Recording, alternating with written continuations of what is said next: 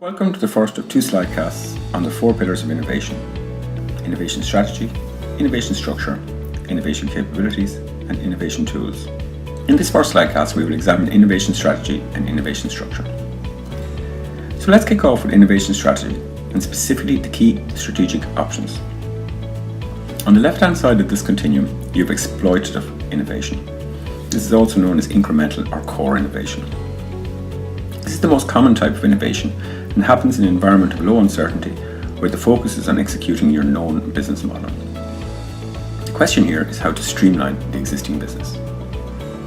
In the center of the continuum is growth opportunities, where the key strategic question is how to create new growth based on the existing business model, through maybe new markets, new products, or leveraging proprietary technologies. And on the right-hand side of the continuum is explorative, disruptive or transformational innovation, which happens in an environment of high uncertainty with an unknown business model. The focus here is on experimenting with emerging business areas and models that are new to the company, and the innovation question is which opportunities to explore to position the company for the future. Companies must carefully choose a blend of exploitative growth and explorative innovation that best meets their short and long-term goals.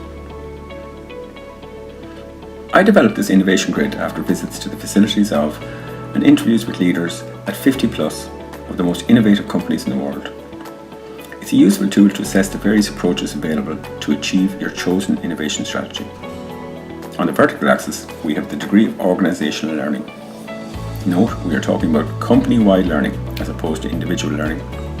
And on the horizontal axis, we have capacity, the who, whether internal or external.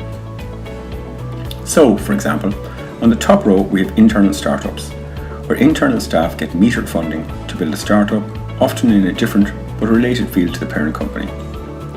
This entity might be incubated and subsequently reabsorbed into the mainstream business, like Fidelity Investments did with their student debt employer contribution program that it developed in their lab. Alternatively, this internal startup may be spun out, like the relatively small Dublin-based IT company Ergo did with Fenergo, the fintech client lifecycle management solution provider that currently has a valuation close to 500 million. On the right-hand side, we have external startups, young businesses that the parent has acquired, invested in, or developed a special relationship, like Google did with YouTube, Android, and Nest, to name but a few, and Microsoft have recently done with Spotify. And then we have open collaborations where you partner with other firms for mutual benefit. Examples include Uber's collaboration with Spotify or Facebook's research partnership with New York University, NYU, that is focused on artificial intelligence. In the middle row, we have labs or centres of excellence that use internal capabilities to increase organisational learning. In the Greater Dublin area, for example, we have Kerry Foods' wonderful innovation centre. We have Intel Labs, MasterCard Labs, the City Innovation Lab, Fidelity Labs, Accenture's The Dock, Deloitte's Blockchain Lab, and EY's Global Reporting Centre of Excellence. Employee immersive experiences frequently use outside facilitators and include different forms of staff innovation sprints and competitions, which I have facilitated with the likes of ESB, BDO, MetLife, Primark, known in Ireland as Pennies, and the Irish Stock Exchange. Public hackathons are sprints that take place with customers or other stakeholders and the wider community. We have facilitated these for MasterCard, for Deloitte Blockchain, for Bank of Ireland, PwC, New Ireland Assurance, and SciComm. Finally, we have communities of practice, or networks of innovation champions, working away voluntarily to move the needle. We have events like field trips, conferences, roundtables, meetups and showcases, and then open enrollment exec education programs like those offered at Stanford, Harvard, INSEAD and LSE. Think about which approaches you think are appropriate to achieve the innovation strategy in your business. Innovation structure is the second pillar of innovation and is concerned with how best to allocate human resources to achieve organizational goals. There are three broad approaches. The first is to build a separate organization around innovation, a structure that is found occasionally large, currently profitable businesses where the core offerings are in terminal decline.